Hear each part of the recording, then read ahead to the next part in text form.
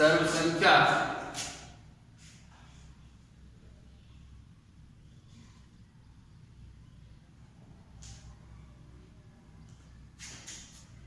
वह समीकरण जो एक से अधिक मानों के लिए सत्य हो, सर्व संख्या का अर्थात किसी भी मान के लिए दोनों पक्ष संतुष्ट हो जाएं तो वह सर्व संख्या कहलाती है। जैसे a धन b घात 2 बराबर a घात 2 धन b घात 2 धन 2ab। अब यहां हम a बराबर 2 b बराबर 3 रखने पर बायां पक्ष माने लेफ्ट हैंड साइड a धन b घात 2 बराबर हो गया 2 धन 3 घात 2 बराबर 5 घात 2 बराबर 25। राइट हैंड साइड दायां पक्ष यह हो गया a घात 2 धन b घात 2 2ab यह बराबर हो गया 2 घात 2 धन 3 घात 2 धन 2 गुणे 3 यह बराबर हो गया 2 दूनी 4 धन 3 त्रिका 9 धन 2 दूनी 4 तिहाई 12 बराबर 25। इसी प्रकार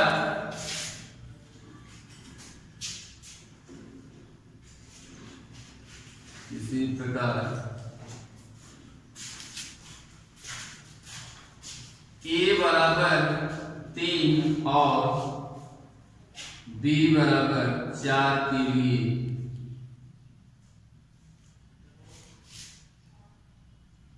लेफ्ट हैंड साइड a धन b घात 2 बराबर 3 धन 4 घात 2 बराबर 7 घात 2 बराबर 49। राइट हैंड साइड बराबर a घात 2 धन b घात 2 धन 2ab बराबर 3 घात 2 धन 4 घात 2 धन 2 गुणे 3 गुणे 4 बराबर 9 धन 16 धन 3 दूनी 6 24 बराबर 49। अब यहां हम कह सकते हैं ए और बी के लिए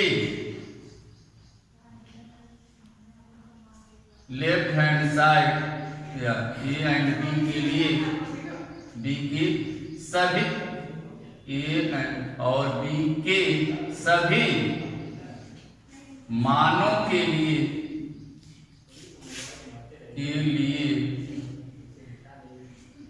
लेफ्ट हैंड साइड बराबर राइट हैंड साइड, इसलिए ए धन बी घात 2 बराबर ए घात 2 धन बी घात 2 धन 2ab एक सर्व संख्या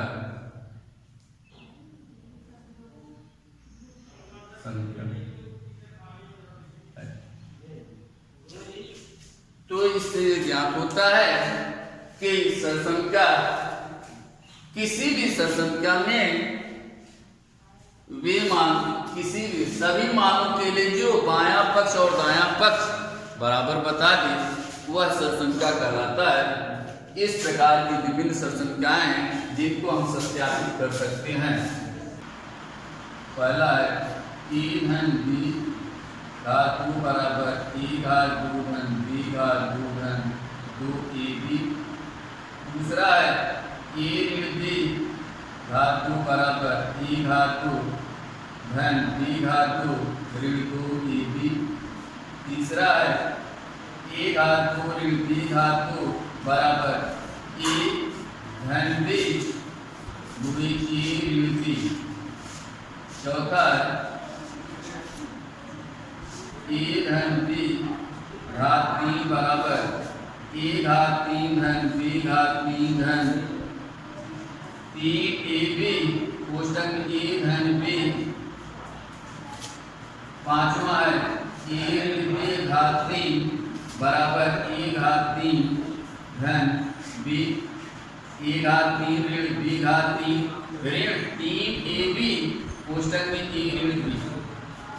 पांचवा छठा है ए घात 3 ऋण बी घात 3 बराबर ए ऋण बी। ये क्वेश्चन दूसरे में ए घात 2 धन बी घात 2 धन ए बी। सातवीं संख्या है ए घात 3 ऋण बी घात 3 बराबर ए घात 3 धन बी घात 3 बराबर हो गया ए घात 3 ए धन बी। क्वेश्चन में दूसरे क्वेश्चन में ए घात 2 धन बी घात 2 ऋण ए बी। अगली संख्या है आठवीं ए धन बी धन सी घात 2 बराबर ए घात 2 धन बी घात 2 धन सी घात 2 धन 2ab धन 2bc धन 2ce। अगली संख्या है ए घात 3 धन बी घात 3 धन सी घात 3 ऋण 3ab से बराबर ए धन बी धन सी और ए हो गया ए घात 2 धन बी घात 2 धन सी घात 2 ऋण ab ऋण bc ऋण ce। 10वीं संख्या बन जाएगी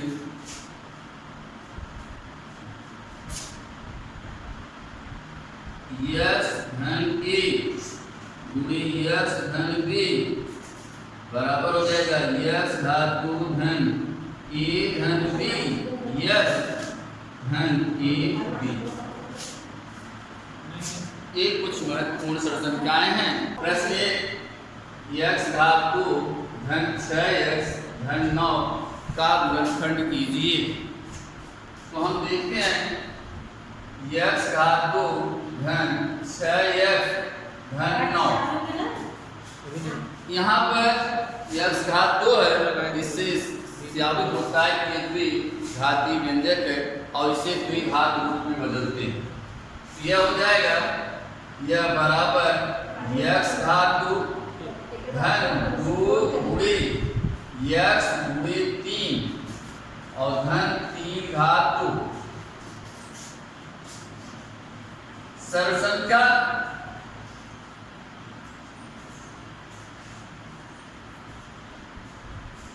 हम जानते हैं कि ए घात 2 धन 2ab धन बी घात 2 बराबर ए धन बी घात 2।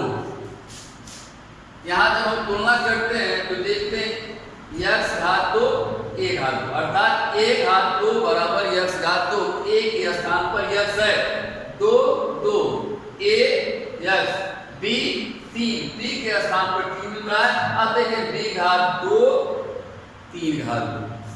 अब इस प्रकार हम रखते हैं मान सम ये हो गया यक्स घात 2 धन 2 यक्स गुणे 3 धन 3 घात 2 बराबर यक्स धन 3 घात 2। इस प्रकार हम अन्य प्रश्नों का गुणनखंड करते हैं। अब देखें हल 2। प्रश्न 2 है यक्स घात 3 बटे 8 ऋण 64 ऋण 3 यक्स घात 2 धन 24 यक्स। यह हो जाएगा यक्स घात 3 बटे 8 ऋण 64 ऋण 3 यक्स घात 2 धन 24 यक्स। यह बराबर हो गया यक्स बटे 2 घात 3 ये 2 का 8 2 का क्यूब है इसलिए यक्स बटे 2 घात 3 ऋण 64 4 का क्यूब है यह घात 3 हो गया। ऋण इन दोनों में देखते हैं हम 3 यक्स कॉमन दिख रहा है तो 3x कॉमन ले लेते हैं, 3x तो क्वेश्चन में बच जाता है x धन x ऋण 3 8 24 8, यह मिल गया। अब इसको जब हम बदलते हैं कि हो गया x घात x बटे 2 घात 3 ऋण 4 घात 3 ऋण 2 3 गुणे x बटे 2 गुणे 2, माने 4 इस रूप में बदलेंगे तो 4 ये 2 आ गया, 2 का इसमें भी अविभाग हो जाएगा तो क्या हो जाएगा x बटे 2 ऋण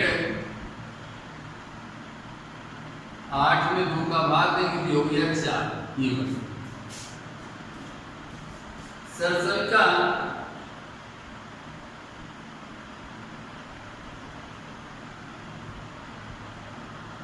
एक घात 3 x बटे 2 घात 3 ऋण 4 घात 3 ऋण 3 गुणे 2 ऋण 4 का वर्ग। अब इस प्रकार हम अन्य प्रश्नों का गुणनखंड कर सकते हैं।